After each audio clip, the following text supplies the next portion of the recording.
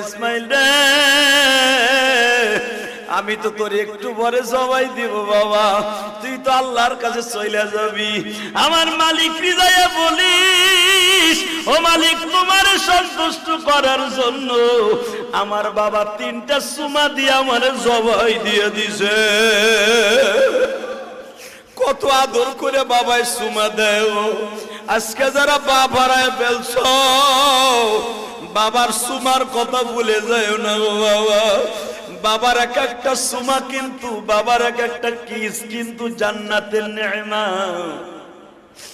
সঙ্গে সঙ্গে বলে ইসমাইল রে, তাহলে আর দেরি করা যায় না, ওঠ পাহাড়ের উপরে। বাজান ইব্রাহিম আলাইহিস সালাম লম্বা ছিল আপনার আমার হাতের 14.5 হাত। আল্লাহু আকবার বলেন। 14.5 হাত লম্বা মানুষটা বাজান কয়েক কদম দিয়ে পাহাড়ের উপরে উঠলেন, যেখানে শোয়াইছে ইসমাইলকে। ওই জায়গাটা এখনো মিনার করা আছে।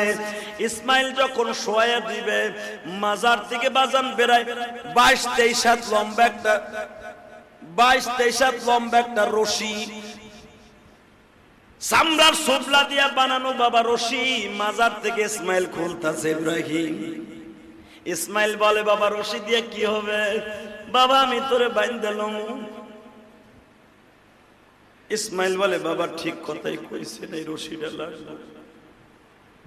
আমার যুবক ভাইরা, ইসমাইলের গাড়িতে জান্নাতে যাইতে চাচ্ছে ভাই, এখন 2 ফোঁটা পানি দিয়ে বাবার কথা মনে করে করে কান্দ।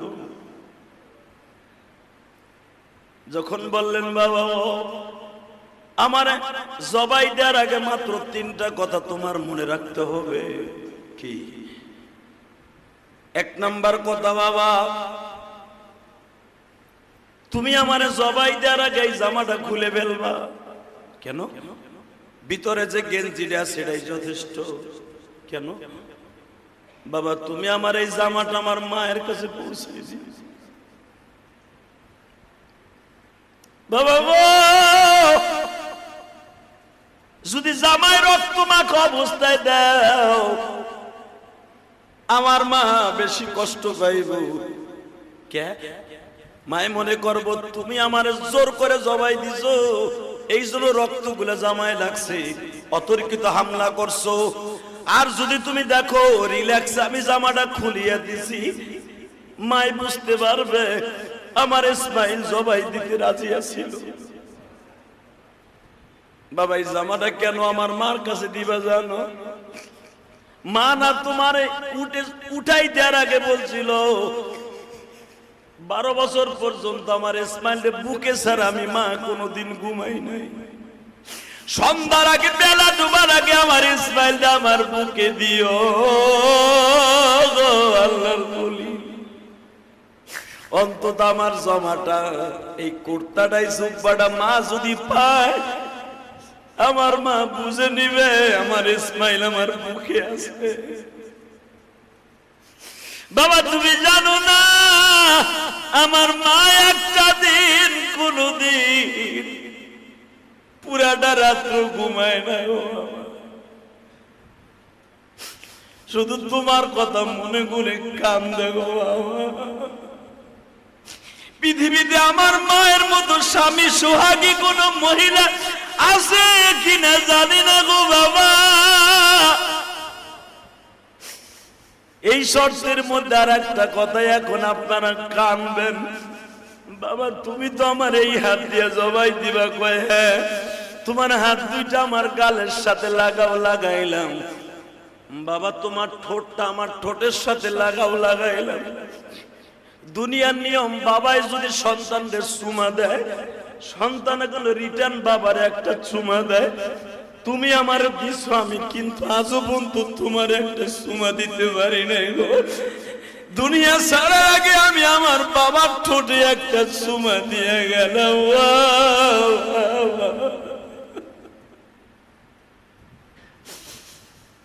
আমি জমিনে শোয়ার আগে একটা ওয়াদা আমারে দাও, তুমি কি আমার পরে রাজি বাবা? ইব্রাহিম কান্দে আর কয় মালিক শুনছ? আমার ইসমাইল কয় আমি কি তোমার পরে রাজি? আমার ইসমাইলের মতো সন্তান এই পৃথিবীতে হয় না। বাবা আমি তোর পরে খুশি, তাড়াতাড়ি শুইয়া পর, আল্লাহ বেজার হয়ে যাইব। ইসমাইল বলে বাবা মাত্র আর 2টা মিনিট কি? ও বাবা তাড়াতাড়ি আমারে বাইন্ধে ফেললাম, কিন্তু ছুরির নিচে দেওয়ার আগে একটা ওয়াদা দাও। কি? বাবা তোমার হাত 2টা দাও। দিলাম। হাত 2টা চুমা দিলাম কেন জানো?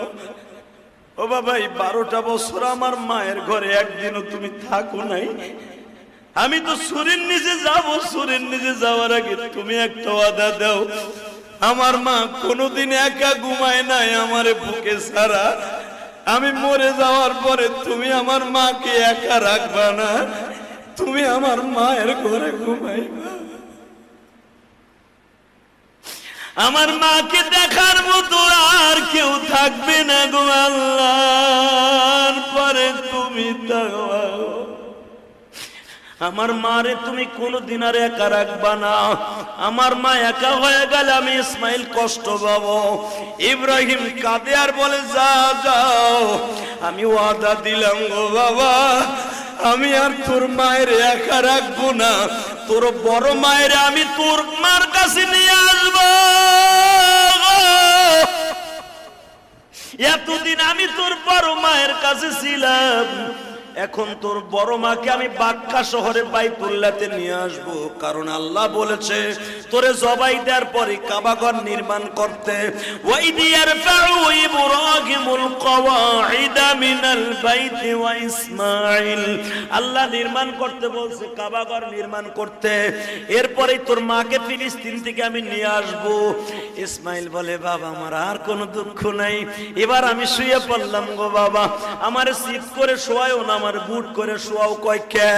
যদি আমি সিট করে শুই গো বাবা, তোমার চোখ আর আমার চোখ এক হয়ে গেলে তুমি আমার মায়ার খাতিরে আল্লাহর সাথে গাদ্দারি হয়ে যাবে, জবাই দিতে পারবা না। মায়া লাগলে আর জবাই দিতে পারবা না। তোমার চোখ 2টা বাঁধা লও, আমার উপর করে শোয়া দাও, আমার গলার মধ্যে হাতটা ঢুকাই এইভাবে পোষ দিও বাবা, কিন্তু বেশি দেরি কইরো না গো বাবা। আর একটা কথা শুনো, আমার পাওয়ার হাত শক্ত করে বাঁধো। কইকে মৃত্যুর যন্ত্রণা সবাই উপভোগ করবে, মৃত্যুর যন্ত্রণা করতে যায় যদি আমার গায়ের লাথি তোমার গায়ে লেগে গেল বাবা, আমার রক্ত যদি তোমার গায়ে লেগে যায় বাবা। ইসমাইল বলে না, তোরে জবাই দেওয়ার আগে একটু মালিকের সাথে কথা কই। আল্লাহ তুমি একটা কথা কও, দুনিয়ায় এমন কোন সন্তান দেখছো মরার আগে বলে আমার মৃত্যুর যন্ত্রণায় যদি তোমার লাঠি তোমার শরীরে লেগে যায়, আমি ইসমাইল আমার মাওলার কাছে কি জবাব দিব? ও আমার যুবক ভাইরা, মৃত্যুর আগে যদি ইসমাইল তার বাবারে এত ভালোবাসতে পারে, তোমরা কেন বাসতে পারবা না গো বাবা?